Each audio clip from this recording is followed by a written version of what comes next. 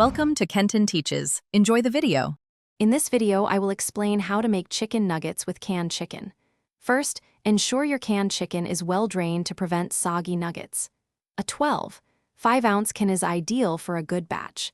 Next, you'll combine this with 1/4 cup of breadcrumbs, which helps with texture. Then, mix in 1 egg and 2 tablespoons of flour to bind everything together. Don't forget your favorite seasonings like garlic powder and paprika for flavor. This simple base is key to delicious results.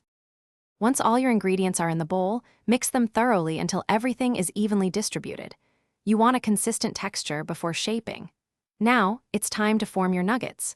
Take small portions of the mixture and shape them into uniform pieces, roughly 1.5 inches in size.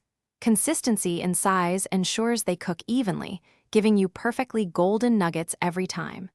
This step is crucial for that classic nugget look and feel. Now for the cooking, you have a few great options. For a healthier approach, bake your nuggets at 400 degrees Fahrenheit for 15 to 20 minutes, flipping halfway. If you prefer air frying, set your air fryer to 375 degrees Fahrenheit and cook for 10 to 12 minutes until they are beautifully golden and crispy. Alternatively, pan frying in a shallow amount of oil for 3 to 4 minutes per side will give them a lovely crunch. Your delicious homemade chicken nuggets are ready. Serve them hot with your favorite dipping sauces like barbecue, honey mustard, or ketchup. They make a fantastic quick snack, a fun appetizer, or even a light meal.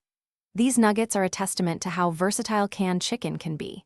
Don't forget to check the description below for a link to the Echo Dot smart speaker and other great deals to enhance your home experience. Enjoy your tasty creation.